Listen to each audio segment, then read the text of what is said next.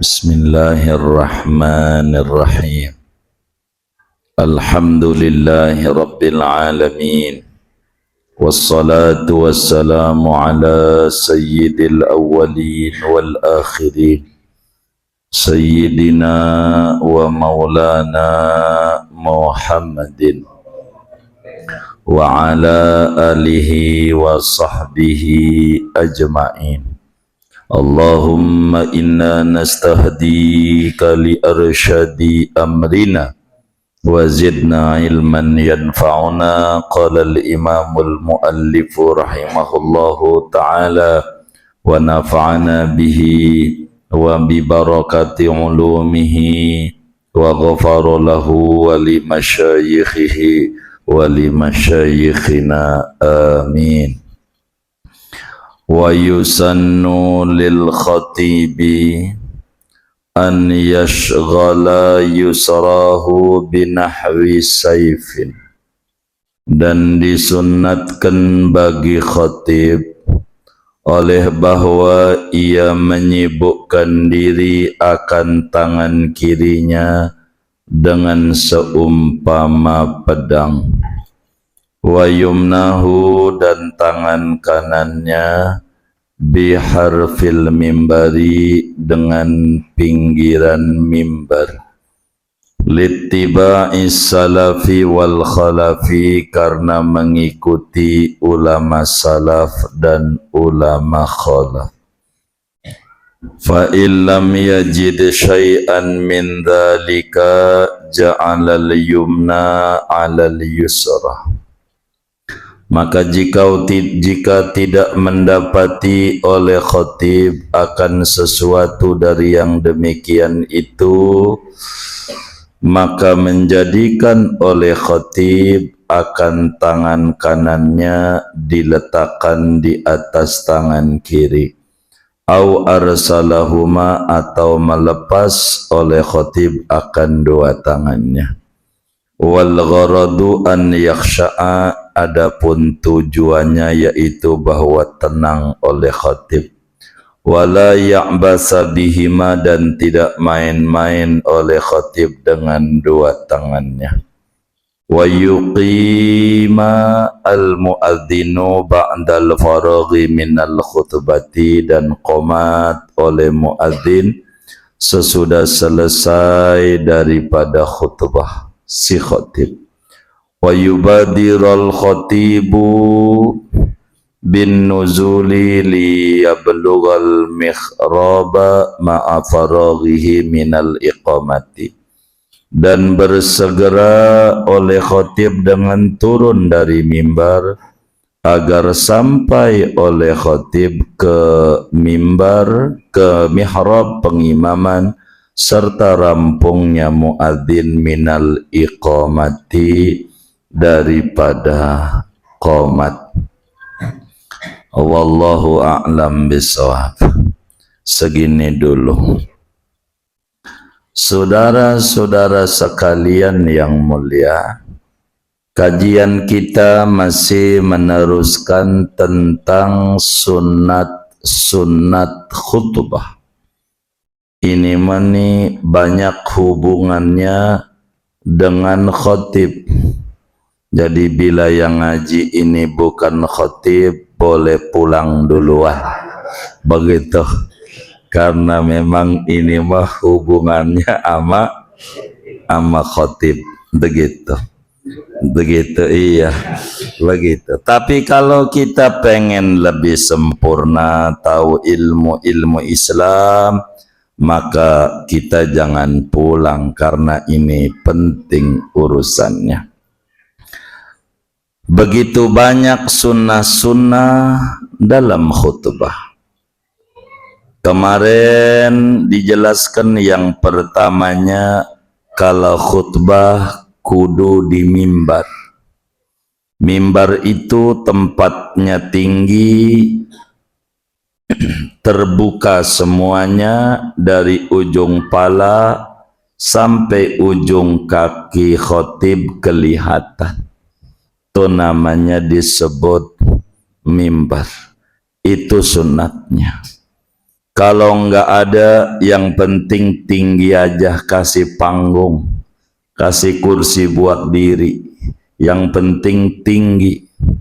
Jadi antara yang khutbah itu tinggi, di atas palanya jamaah yang duduk sejajar, kakinya si khotib tuh lempeng ama palanya jamaah. Begitu, jadi tinggi begitu.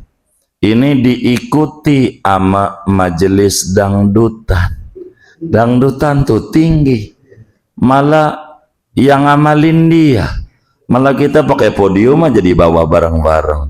Ini enggak rapih namanya. Begitu tinggi di atas mimbar. Kalau enggak apa kek, yang penting tinggi. Karung aja disusun 5 kek. Yang penting yang khutbah tuh sunnah. 2, khotib tuh ngucap salam 2 kali. Yang pertama saat ketemu dengan yang di sop awal. Ini mah kalau ada ruang istirahatnya. Saat ketemu tuh sama yang di depan, assalamualaikum. Begitu. Yang di ketemu sambil jalan menuju mimbar. Lalu salam lagi. Kalau tadi salam buat sop awal doang yang ketemu, salam lagi untuk semuanya. Itu sunnah. Kalau mau ditinggal, satu aja salam di ono, jangan ditinggal. Begitu. Tapi ini sunnah. Kalau jadi khotib tuh begitu. Mana lagi kesunatan naiknya pelan-pelan. Nggak usah lari-lari. Naiknya pelan. Pakai kaki kanan naiknya. Ntar turun mimbarnya kaki kiri. Lihat aja tuh yang khutbah tuh. Yang ngaji sama yang belum ngaji. Kelihatan. Begitu. Naiknya kaki kanan. Turunnya kaki kiri. Sunnah. Udah berapa tuh? 3. Keempat, ngadep kepada jamaah. Keempat, ngadep sama jamaah. Kelima, ucap salam itu tadi. Keenam, duduk sesudah salam. Duduk sambil muadzin adzan. Khotib duduk aja, ngasok. Begitu tuh. Duduk habis salam tuh duduk. Itu sunnah. Udah berapa tuh? 6. Nah, malam hari ini lanjutan itu. Mana sunnah khutbah berikutnya? Sunnah si khotib tuh tangan kirinya pegang tongkat. Jadi tongkatnya di tangan kiri. Begitu, tangan kiri. Dipegang sama tangan kiri. Tongkatnya. Jangan tongkatnya ditaruh di leher. Alhamdulillah. Jangan. Dipegang di tangan kiri. Nggak ada tongkat, adanya pedang, ya pedang lah yang ada. Begitu, kayak begitu. Samurai, ya samurai. Pokoknya yang penting memegang tongkat. Begitu. Itu sunnah. Kalau khutbah tuh tangan kirinya pegang tongkat. Tongkat apa ya terserah. Mau kayu kah? Mau besi kah? Terserah dia dah. Khotib. Yang penting mau tangan kirinya pegang tongkat. Tangan kanannya megang tiang mimbar. Pinggirannya. tangan kanan. Ya kalau nggak pakai tek ya tangan kanan pegang tek dah. Kalau nggak pakai tek, tangan kanannya pegang tiang mimbar, tangan kirinya pegang tongkat. Dari mana dalilnya? Mengikuti ulama salaf dan ulama khalaf, emang dari begitu mereka. Kalau khutbah tangan kiri pegang tongkat, tangan kanannya tiang mimbar. Bagaimana kalau nggak ada masalahnya, tongkat nggak ada, tiang nggak ada, harus nyari-nyari tiang dulu ke pasar? Enggak. Ya udah, kalau kagak ada, sedekap tangan kanan di atas tangan kiri. Kalau nggak ada, sedekap aja. Kayak sholat, sedekap. Kalau sedekap, jadi kalau tangan kanannya enggak ada pinggiran mimbar, udah tangan kanan sedekap gitu. Tangan kiri megang apa? Tongkat. Kanan enggak ada tiangnya. Ya udah dah. Di itu aja, sedekap aja yang kanan, ada tuh. Ini enggak ada dua-duanya, ya udah sedekapin dua-duanya. Kayak sholat tangan kanan di atas tangan kiri. Kalau enggak, lepas lurus dua-duanya enggak apa-apa. Prinsipnya kudu tenang. Tangannya jangan gerak-gerak. Jangan begini-begini, ngurangi ganjaran. Saudara-saudara perlu Anda tahu, yang ngurangin ganjaran. Makruh namanya. Tangannya biar diem maksudnya. Enggak gerak-gerak. Gerak-gerak makruh. Dan gerak-gerak. Ini khutbah bukan pidato. Ntar kalau pidato habis selesai khutbah mau guling-guling kan ada di YouTube juga tuh, sampai guling-guling jingkrak-jingkrakan. Ya nggak apa-apa. Emang juga itu mah pidato. Ini kan khutbah. Ada aturan. Makro tangannya gini. Ntar tuh di belakang tuh kita ngomongin makro-makro. Ntar kita ngomongin sunat dulu. Jadi yang keberapa tuh? Ketujuh. Yang ketujuh apa? Tangan kanannya megang pinggir, tangan kirinya pegang tongkat. Tuh sunat. Sunat.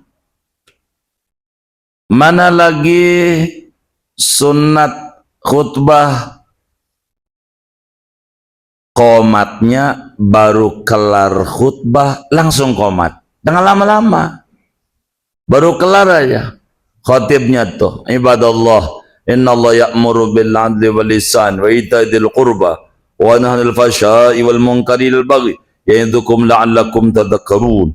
Fadhkurullaha al-'azima yadhkurkum was'al min fadli yu'tikum wa la dzikrullahi akbar. Langsung Allah akbar, sunat. Jangan lama-lama. Sebab kudu ada mualat antara khutbah sama sholat Jumat. Jadi langsung aja untuk meroikan mualat. Baru kelar aja langsung qomat. Begitu. Masanya khotibnya lagi ngeberesin tek yang berantakan, ya biarin dia mah. Itu urusan khotib. Kita mah qomat aja. Emang ajarannya begitu? Begitu. Udah kelar khutbah langsung qomat, langsung qomat, langsung qomat. Udah berapa tuh? 8, 9. Khotibnya turun sambil qomat. Jadi kelar daripada qomat, dia udah baris di apa namanya? Mihrab, pengimaman. Jadi qomatnya jangan nunggu qomat kelar baru turun, jangan. Jadi dia turun sambil yang adzan qomah. Sunat meroikan mualat. Di sini dijelaskan buru-buru khatib turun agar sampai di mihrab bersamaan kelarnya qomah. Tuh sunat. Berapa tuh? 9. 10. Nggak ada ini. Sunat tertib. Rukun-rukun khutbahnya alhamdulillah, nanti susunannya solawat, wasiat taqwa, ayat. Khutbah duanya alhamdulillah, solawat, wasiat taqwa, doa. Tertib. Tertib ini sunat dibalik nggak apa-apa. Wasiat taqwa dulu jadi, cuman sunatnya tertib. Tertib. Kalau khutbah itu sunat tertib. Mana lagi sunnah-sunnah khutbah tuh? Si khatib saat duduk sunat baca ayat, baca surat kulhu. Waktu duduknya tuh khatib baca kulhu.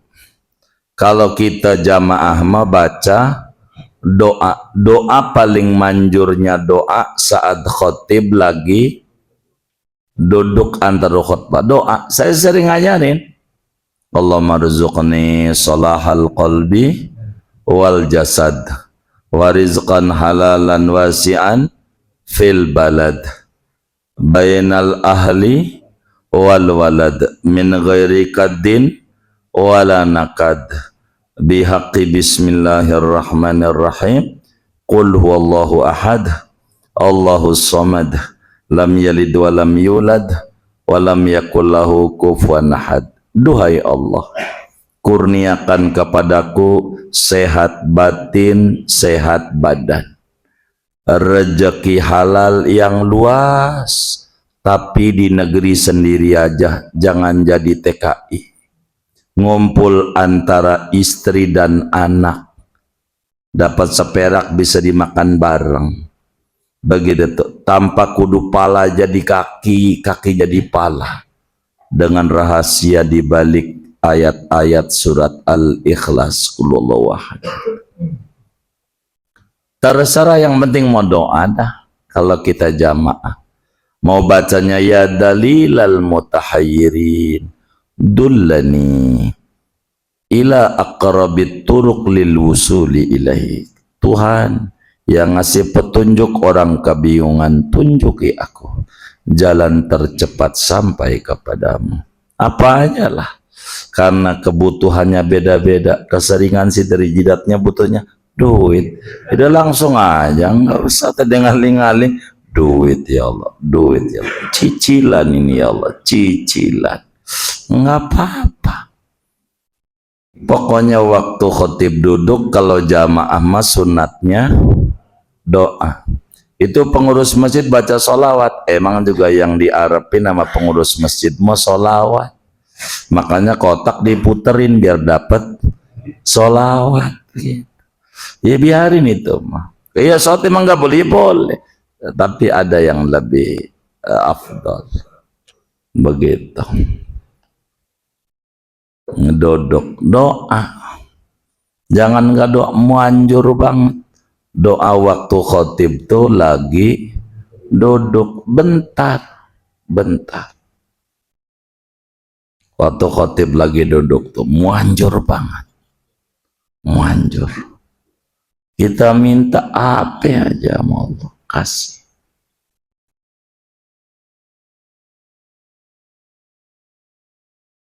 Mana lagi?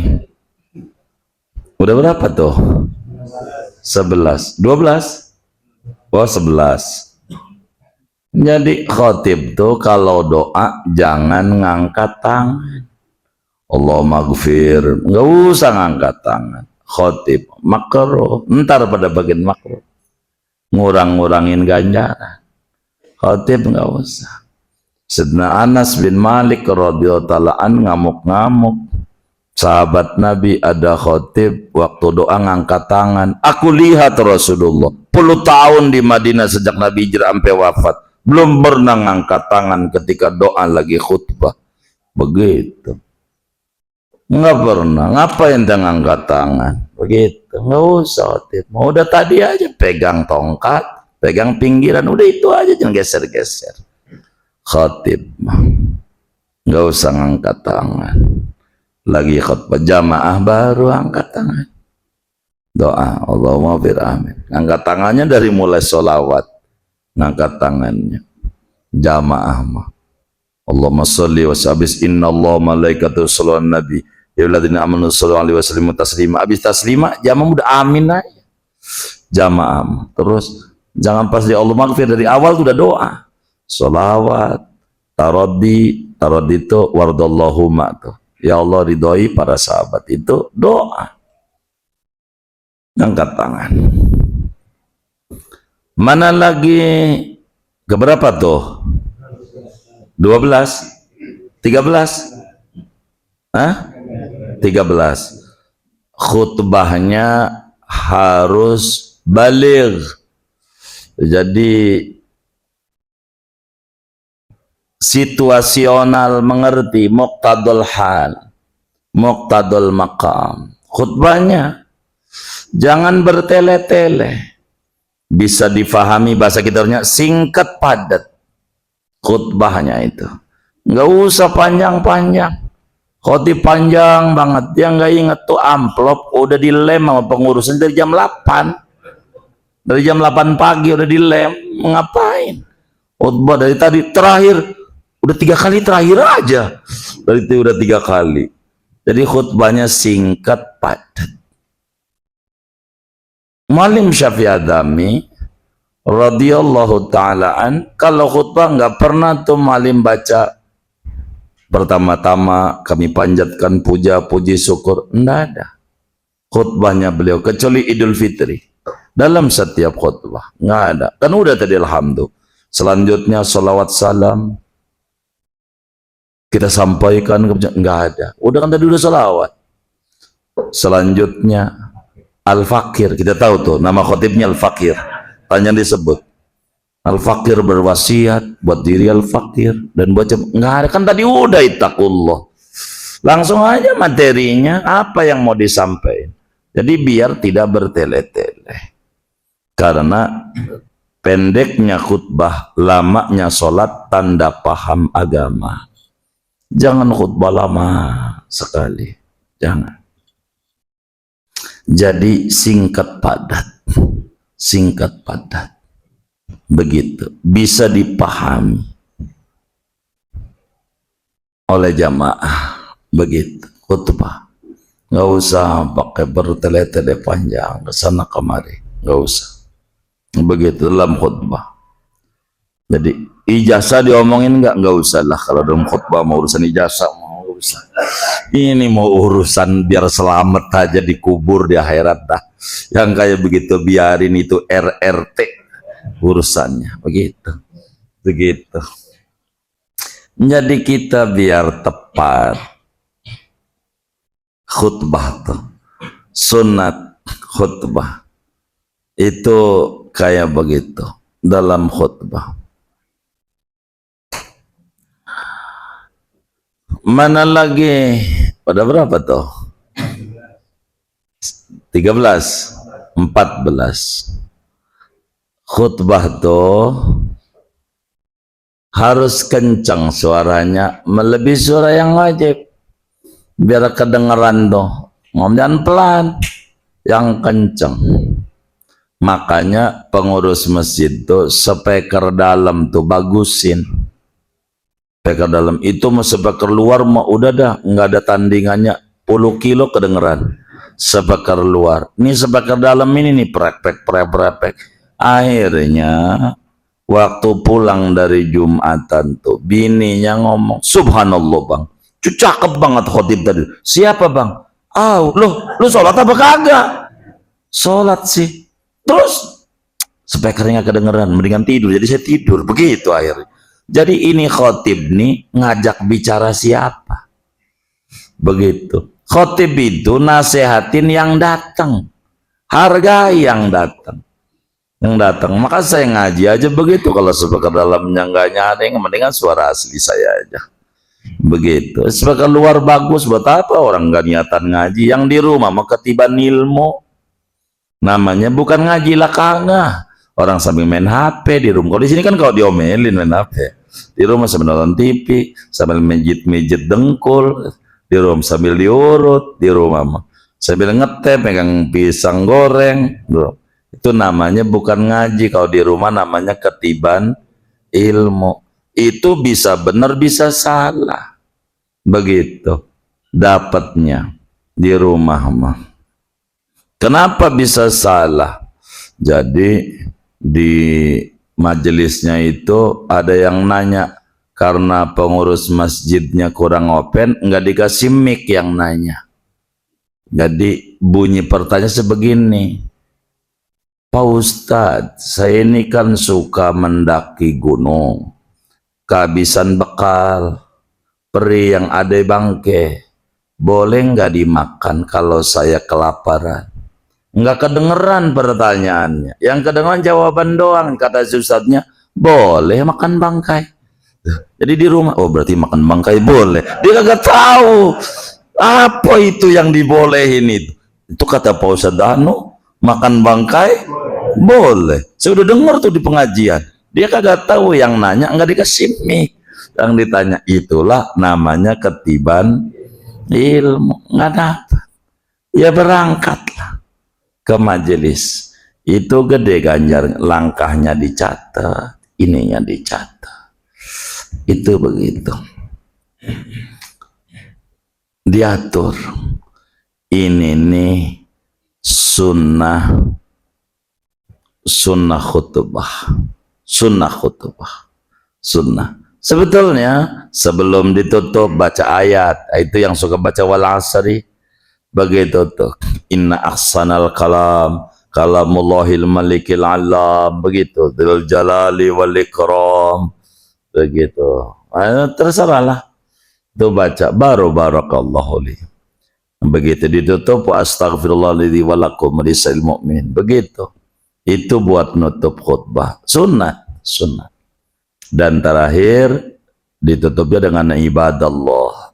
Baca ayat yang surat An-Nahl itu, innallaha ya'muru. Nggak usah ya'murukum, nggak ada kumnya di Qur'annya. Kalau kecuali dia iktibas. Kalau iktibas boleh. Iktibas tuh ngutip Quran tapi tidak niat Quran. Nggak apa-apa. Begitu, nggak apa-apa. Begitu, silahkan. Begitu. Tapi kalau baca Quran, ya enggak. Begitu. Dari mulai Imam Umar bin Abdul Aziz tuh, ibadallah innallaha ya'muru bil adli wal ihsan. Itu baca ayat. Khutbah keduanya diterjemah apa kagak?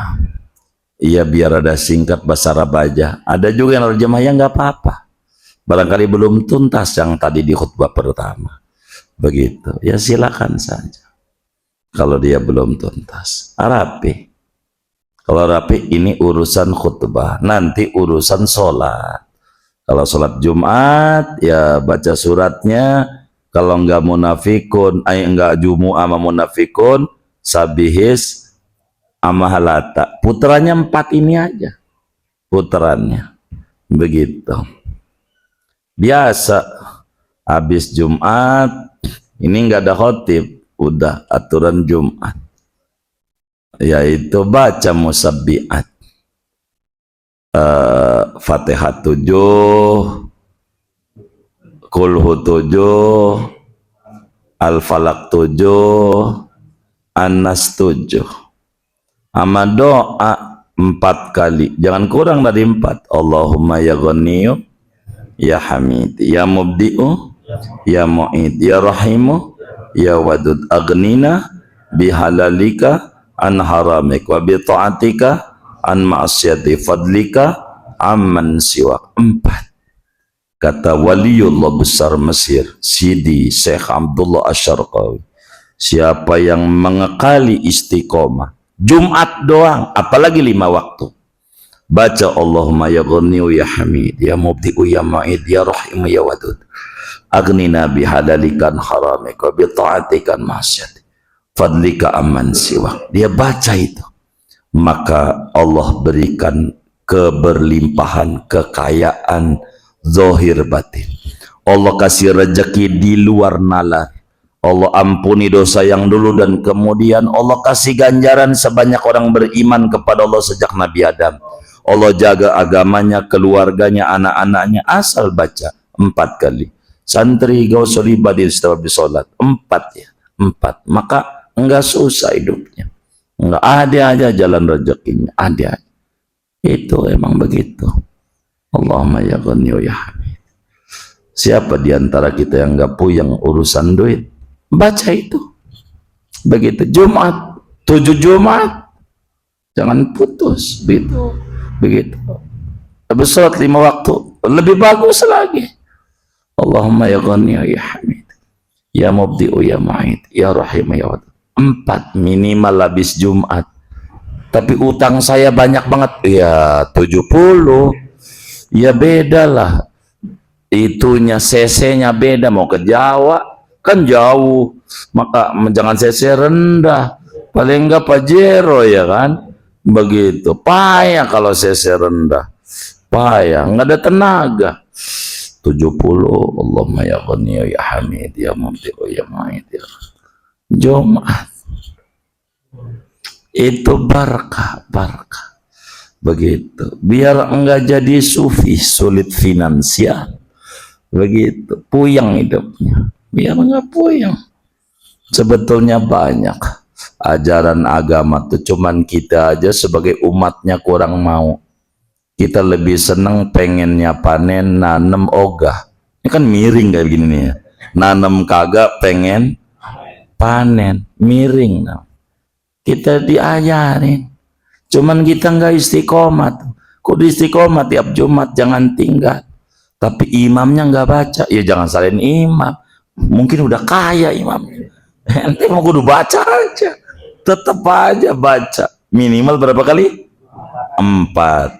Banyaknya 70. Banyak macam Jumat. Ini penting dalam ibadah ini. Biar nggak salah-salah. Jumat. Banyak sebetulnya amalan Jumat. Habis itu rapi ba'diyah. Habis ba'diyah masih ada aurat mah. Tapi bagi yang kerja nggak usah. Kalau waktunya luas baca tasbih 100. Subhanallah bihamdi subhanallahil adzim. Tasbih. Sholawat 100. Kulhu 100. Ini amalan habis Jumat. Banyak. Ini mau urusan orang yang punya cicilan. Yang kayak ini puyeng. Ini kayak begitu Jumat. Tapi kalau saudara kerja ya sambil jalan aja. Begitu, daripada kagak masih mendingan ngerjain walaupun sambil jalan. Ya Fatihah 7 kalau bisa Jumat jangan tinggal. Fatihah 7 kali. Fatihah 7 kali bukan begini nih. Fatihah, Fatihah, Fatihah. Bukan. Biasa sampai waladhdallin amin, biasa. Fatihah 7, Qul 7, Falaq 7, Nas 7. Jangan tinggal. Orang ini Nabi ajarin sama para sahabat. Kalau ditinggal rugi kita, rugi.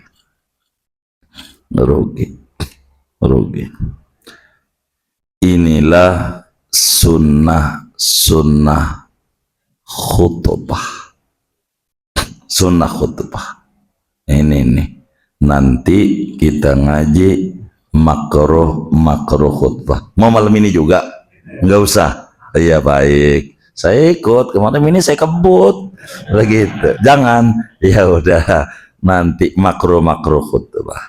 Jadi inilah sunnah khutbah. Jadi kalau saudara jadi khatib, saudara paling tidak khutbah mah kudu bisa, apalagi pengurus masjid. Yang nama pengurus masjid kalau udah Jumat itu suka jantungan. Deg-deg datang apa kagak?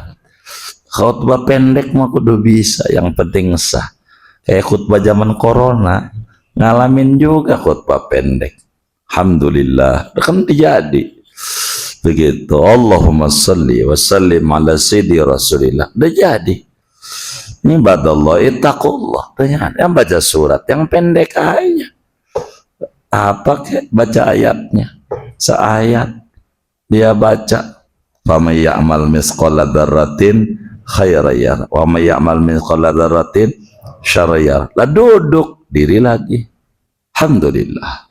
Allahumma salli wa sallim ala rasulillah. Ibadallah ittaqullah. Allahumma ighfir lil mu'minat walhamdulillah. Dun kelar. Khutbah semenit cakep.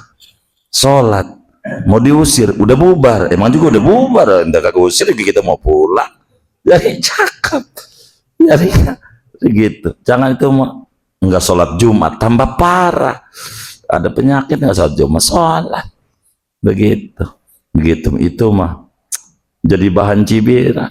Orang yang ngaji juga sok suci itu, sok suci. Bagaimana orang ibadah kok? Begitu. Inilah yang paling penting. Khutbah ini harus rapi. Khutbah itu baligh. Begitu bisa difahami, bahasanya mudah dicerna sama jamaah biar ngerti. Bagaimana kalau bahasa Arab semua? Ya nggak apa-apa. Begitu. Tapi nggak ngerti, tapi ente demen cepet sih. Kan begitu, bener nggak? Tuh, kan begitu. Ada orang datang sama saya. Oh no, di Masjid Anu tuh bahasa Arab semua gimana itu? Marah-marah. Ente tiap Jumat di situ juga walaupun marah-marah. Iya saya cepet begitu. Iya nggak apa-apa, yang penting ente paham lah tuh orang tuh lagi nasihatin ente. Nggak mungkin jerumus ente biar masuk neraka, nggak mungkin. Itu begitu aja udah cukup dah. Nggak cukup begitu. Bagus kalau bahasa Arab semua. Begitu. Bagus. Nggak apa-apa. Silakan saja. Wallahu a'lam. Ada yang ditanya silakan.